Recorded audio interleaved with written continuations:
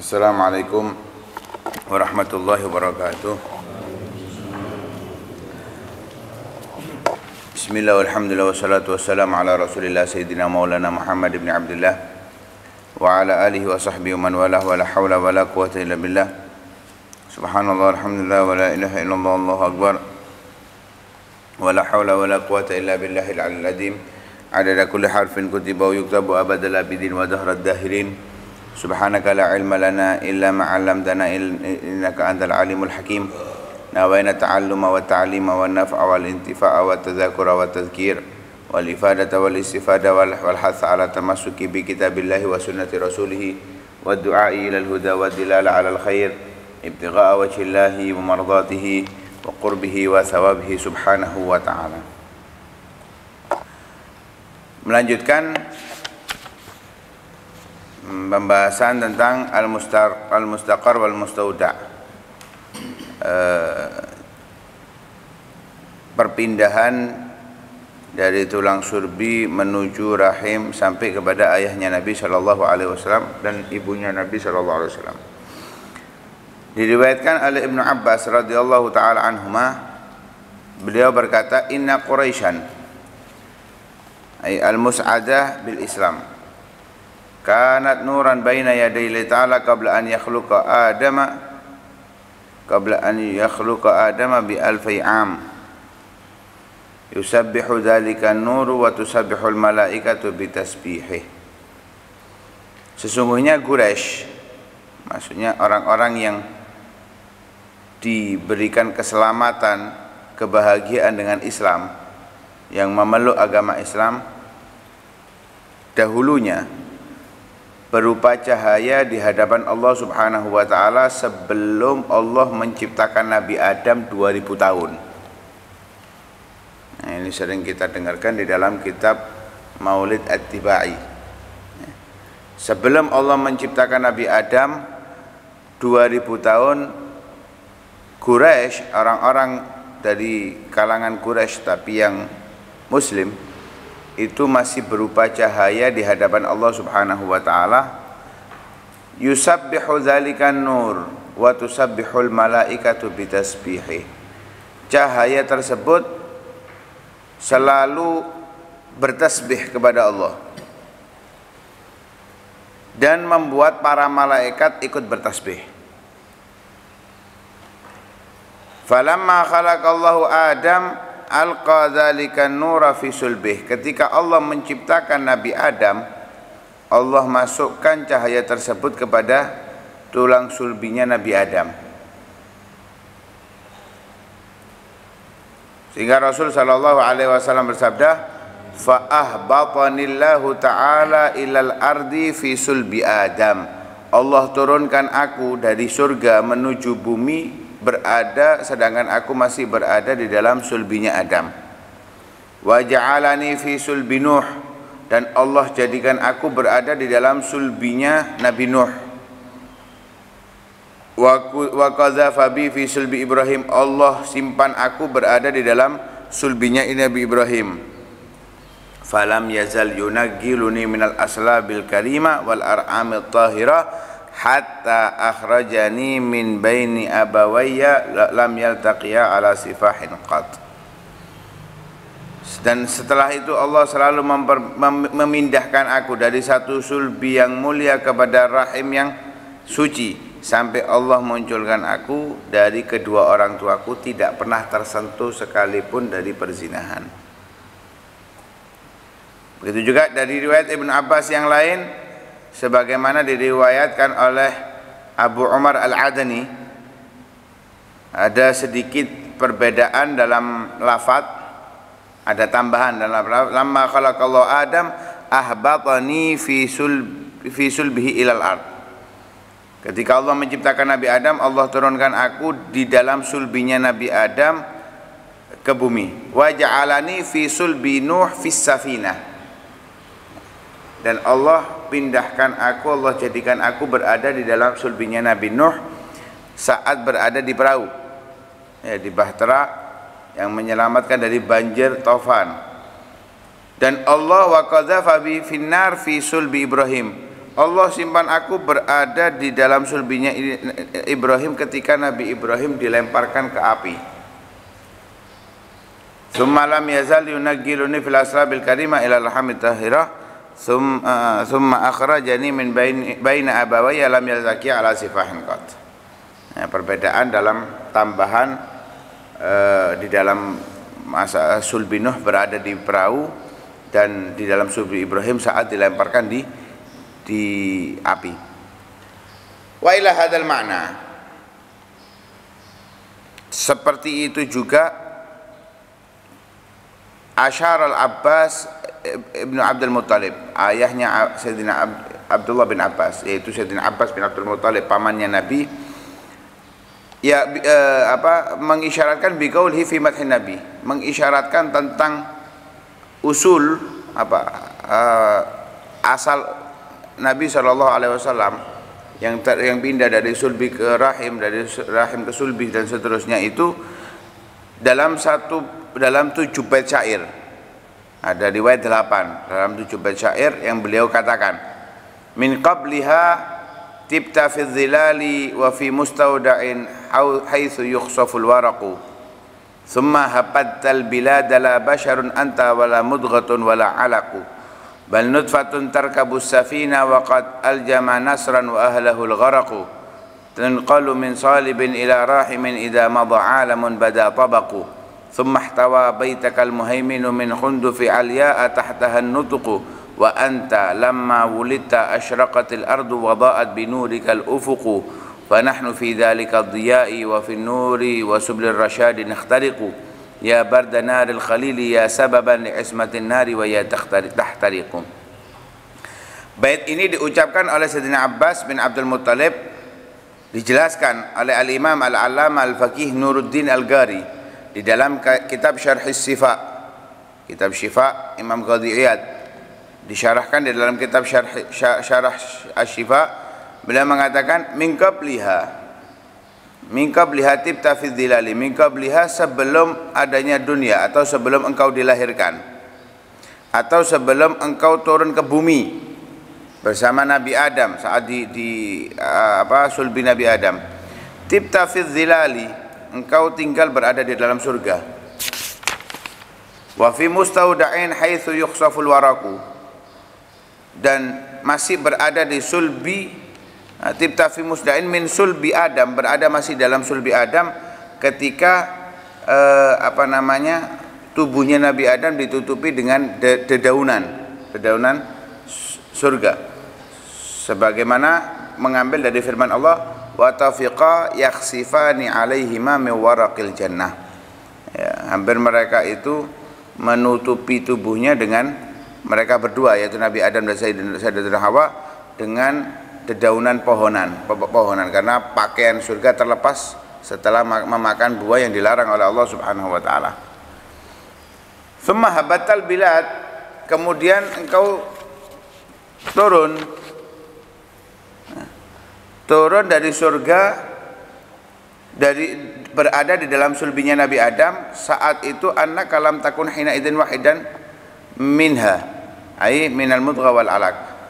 Saat itu Nabi Muhammad masih belum jadi manusia, bahkan belum jadi gumpalan daging, bahkan masih gumpalan darah belum. Ya, masih berada dalam sulbinya Nabi Adam. Bal nutfatun tarkabus safina, bahkan engkau masih berpindah-pindah sampai ke Nabi Nuh saat Nabi Nuh berada di dalam safina, di dalam bahtera yang menyelamatkan orang dari kebanjiran, karena saat itu al-jama nasran wa ahlul gharaqu, semua yang tidak naik semuanya hancur, tenggelam di dalam banjir tersebut. Kemudian tunqalu min salibin ila rahimin idza madha alamun bada tabaqu, berpindah dari sulbi ke rahim, dari rahim ke sulbi seterusnya, itu dari kurun sampai datang kurunnya Nabi sallallahu alaihi wasallam. Tsumma tawa baitakal muhaimin min khundufi alya tahtahan nutuku. Kemudian sampai berpindah ke tempat yang dinamakan dengan Khunduf. Yang dimaksud adalah Imra'atu Ilyas, seorang wanita yang bernama Imra'atu Ilyas bin Mudhar. Ilyas bin Mudhar. Akhirnya jadikan Qabilah Bani Mudhar itu. Namanya Laila. Namanya Laila.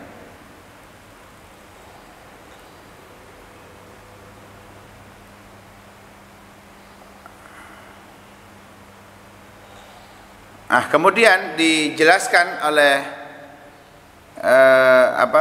setelah dijelaskan, beliau mengatakan, setelah beliau menjelaskan, Al-Allamah Faqih Nuruddin Al-Qari menjelaskan, rawahu Abu Bakar Asy-Syafi'i wa Tabrani an Khuraim ibni Aus bin Harithah wa zakar hadil abyad fil Ghailaniyat di sana di ila Khuraim. Qala Al-Abbas, beliau meriwayatkan dari Abu Bakar dan Tabrani dari Khuraim dan seterusnya. Sayyidina Abbas mengatakan, hajartu ila Rasulillah, aku berhijrah kepada Rasul sallallahu alaihi wasallam. Sayyidina Abbas itu hijrah setelah Fatah Makkah ya, karena beliau menunjukkan keislamannya di Fatah Makkah. Kemudian ketika sampai kepada Rasulullah, Sayyidina Abbas mengatakan, inni uridu an amtadihak, aku ingin memuji engkau.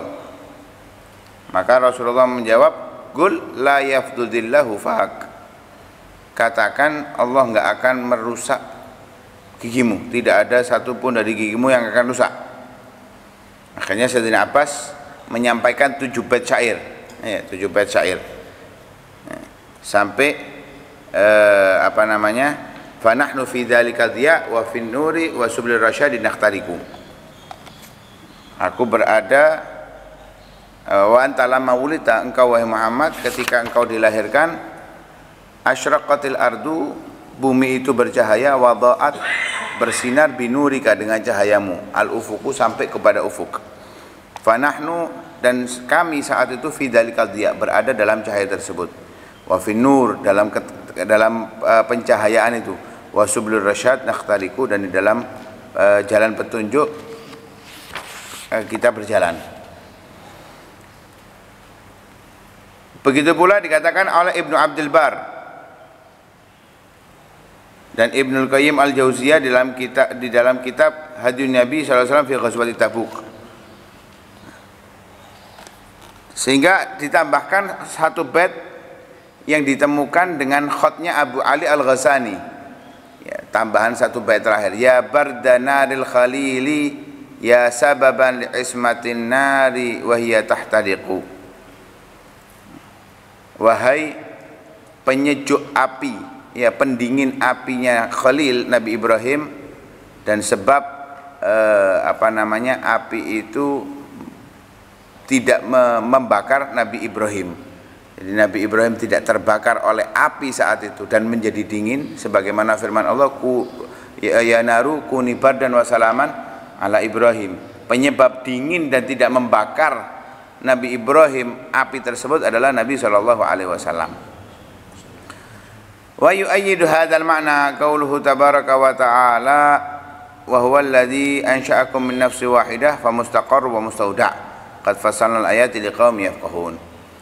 Dan memperkuat makna yang terkandung dalam syair atau riwayat-riwayat sebelumnya tentang tempat tinggal Nabi dari sulbi menuju rahim dan seterusnya, itu firman Allah Subhanahu wa taala.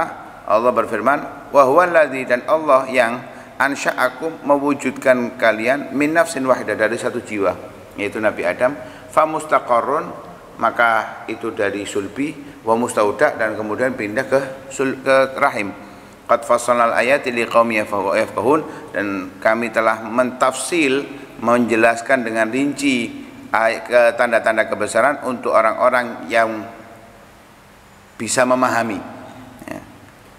Fakullun nas mutafarri'una min nafsin wahidah, setiap manusia itu munculnya dari satu jiwa.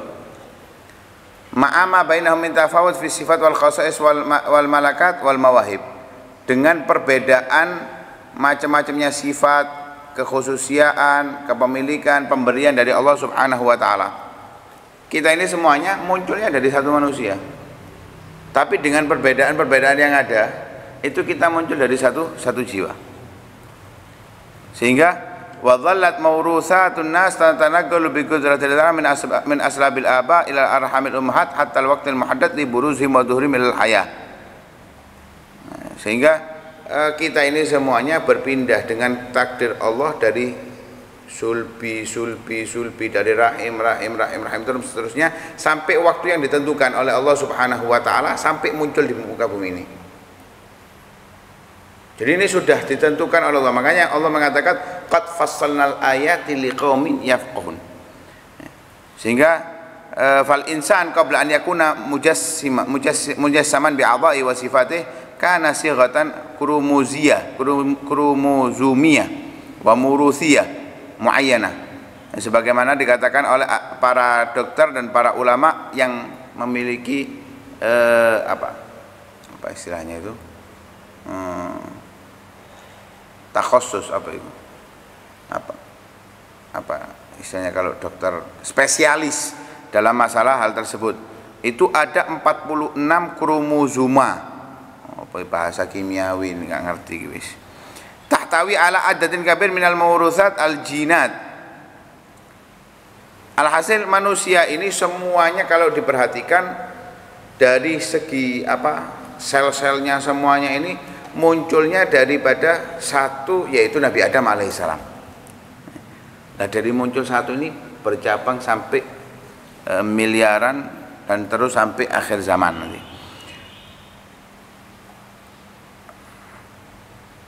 Digambarkan kok bisa dari satu ini muncul miliaran dan sebagainya. Digambarkan dengan masalah itu simpel. Lihat, nah dulu itu telepon ada angkanya muter ya, 10, 1, 2, 3, 4 sampai 0 ya, 1, 2, 3, 4, 5, 6, 7, 8, 9 sampai 0. Dari satu telepon itu ada 10 angka. Dari 10 angka ini kita bisa memutar kan telepon ini ya. Intinya sekarang telepon itu mau HP atau apa sekarang angkanya 10 aja. Tapi dari 10 angka ini kita bisa berbicara orang yang kita ingini dari manapun. Dari manapun. Kalau kita ambil 6 angka aja itu sudah jutaan. Dari 6 angka itu sudah jutaan. Apalagi dari 10 angka. Kalau itu kita nyetakin 6. Lek pitu, 8, 9, 10, 11, 12. Bukan hanya miliaran itu, triliunan bisa kita telepon semua itu. Dan semuanya sambung. Lah begitulah juga. Dari satu Nabi Adam bisa muncul dengan berbagai macam jenis manusia. Fakullu insanin tanaggala min aslabi abai ila arhami ummahatin min ladun Adam alaihissalam hatta al-waqtul muhaddad li buruzi ilal hayah. Setiap manusia itu berpindah dari tulang sulbi ayahnya ke rahim ibunya, dari ayah, ibu dan seterusnya itu dari Nabi Adam sampai waktu yang ditentukan untuk dia muncul dalam permukaan bumi ini. Dan itu adalah perjalanan yang sangat-sangat panjang. Walakinnaha muqaddarah wa ma'lumah. Itu sudah ditentukan oleh Allah dan diketahui oleh Allah fi kulli marahiliha, dari setiap perpindahan-perpindahannya. Allah semuanya tahu. Kita ini dari ayah kita, dari ayah kita itu dari ibunya, dari ayah, ibunya ayah terus sampai kita itu semuanya muhaddad, diketahui, muqaddarah wa ma'lumah. Innaha rihlah mubarmajah bidiqqatin min qibalillahil aliyil hakim. Perjalanan itu dari Nabi Adam sampai kita itu perjalanan yang sudah terprogram dari Allah Subhanahu wa taala. Karena itu Allah mengatakan qad fassalnal ayati liqaumin yafqahun. Aku telah memperinci tanda-tanda kebesaran itu untuk orang-orang yang yafqahun. Apa yafqahun? Yafhamuna ma'ani hadil ayat, yang bisa memahami arti kandungan dari ayat ini.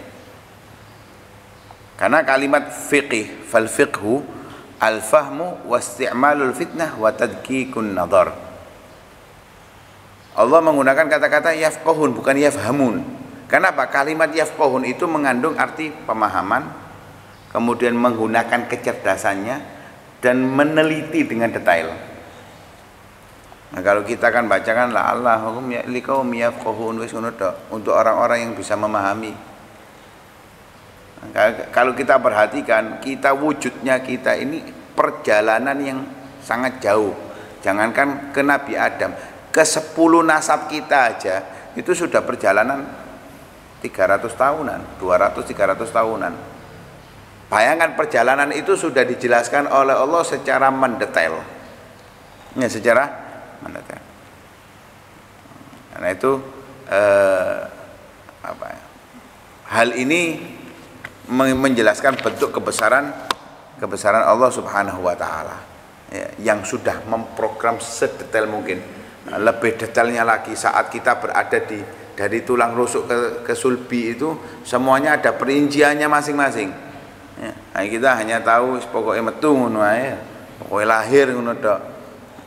Yang penting kita punya iman masih, alhamdulillah. Mudah-mudahan dikuatkan oleh Allah Subhanahu wa taala keimanan kita sehingga saat meninggal pun kita dalam keadaan iman dan dikumpulkan bersama orang-orang ahli iman. Amin ya rabbal alamin. Sallallahu alaihi wasallam Muhammadin wa ala alihi wasallam. Alhamdulillahirabbil alamin. Hadratin Al-Fatihah.